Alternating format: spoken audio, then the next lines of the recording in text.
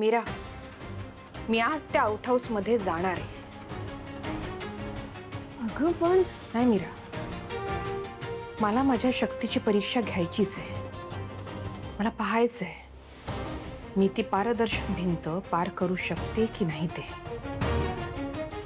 ठीक आहे, मी पण येते तुझ्यासोबत.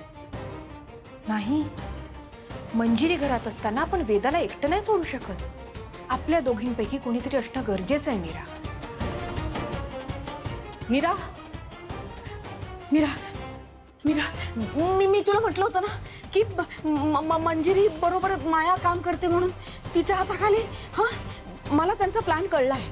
म्हणजे काहीतरी ना मायावी खेळ करतायत दोघी जणी. खरं काय करतायत ते मला माहित नाहीये, म्हणजे मला सांगता येणार नाही ते.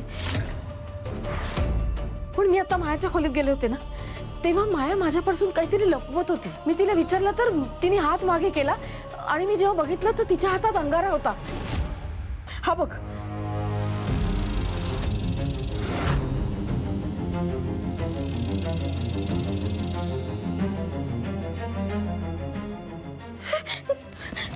विंचू, विंचू कुठं झाला? विंचू,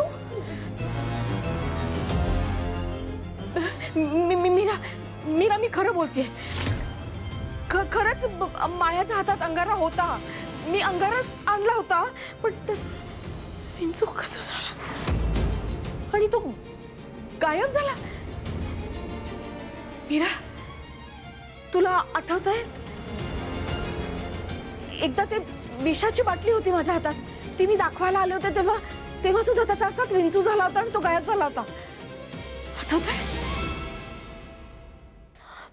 मी शपथ खरं बोलते, खोटं बोलत नाहीये. मी माझ्या हातात अंगारा होता. आत्या मला माहिती आहे. शांत व्हा तुम्ही. अंगाराच असेल हातात.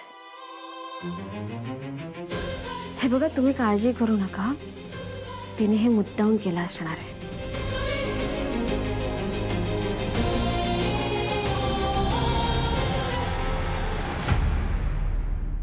नर्मदा, तू माझ्या कामात अडथळे आणायला लागलीस. मला त्या अंबिकाच्या शक्ती नष्ट करणारा विधी करायचाय म्हणून, नाहीतर तुझ्याकडे मी नंतर बघते. अथर्व रूम मध्ये नाहीये. मीरा आणि अंबिका इथे आहेत. मीराच्या कपड्यांच्या चिंध्या मिळवायची हीच योग्य वेळ आहे.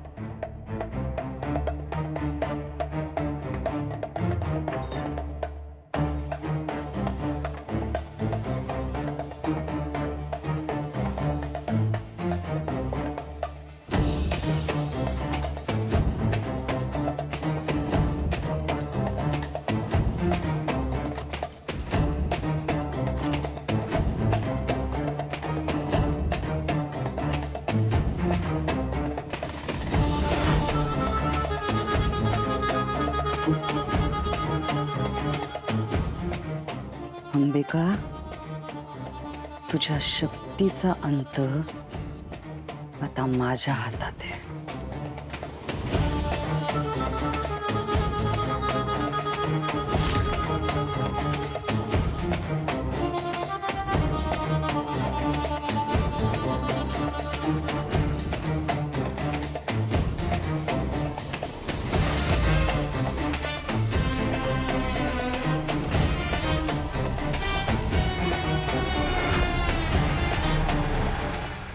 आजी,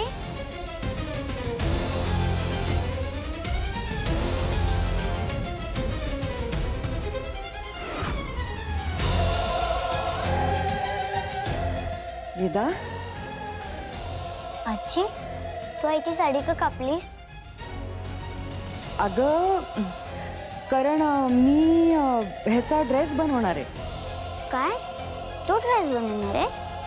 नाही, मी नाही बनवणार आहे. आपले टेलर काका आहेत ना, ते शिवणार आहेत ड्रेस. तर ते मला म्हणाले की अहो मॅडम, पण मला जर का ड्रेस शिवायचा असेल तर एखादं सॅम्पल तर घेऊन या, म्हणून मी हा तुकडा कापला. हां, पण वेदा, हे ना खूप मोठं सरप्राईज आहे आईसाठी. त्यामुळे कोणालाच सांगायचं नाही, कळलं? डन आजी, मी कोणालाच सांगणार नाही.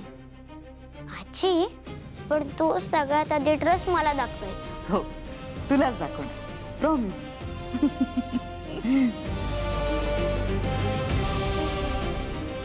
वेदा, आज तू कदाचित देवाघरी जाणार आहेस. मला खूप वाईट वाटतंय, पण काय करणार, हाच नियतीचा खेळ आहे बाळा. बघूया तुझ्या 2 आया तुला कशा वाचवत आहेत ते.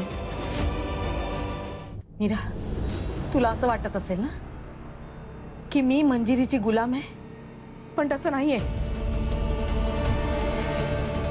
खरं म्हणजे खूप आधीपासून माया मंजिरीच्या हाताखाली काम करते.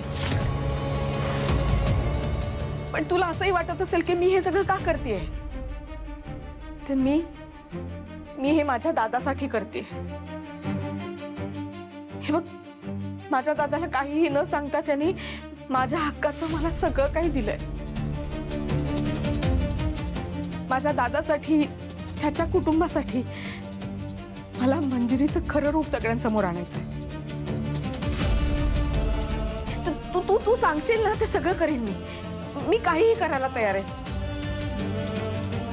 म्हणजे तुझ्या सगळ्या योजना यशस्वी होतात असं नाही, कधीतरी काहीतरी गडबड होते, पण तुझा हेतू चांगला असतो, सगळ्यांच्या भल्याचा असतो. तू सांगशील ते करीन मी. माझी खात्री आहे या घराला वाचवायची ताकद फक्त तुझ्यात आहे मीरा. प्लीज आता वेळ वाया घालवण्यात काही अर्थ नाहीये.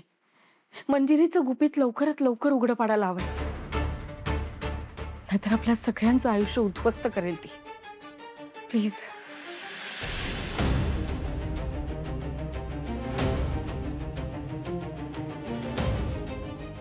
मॅडम, मॅडम, माया,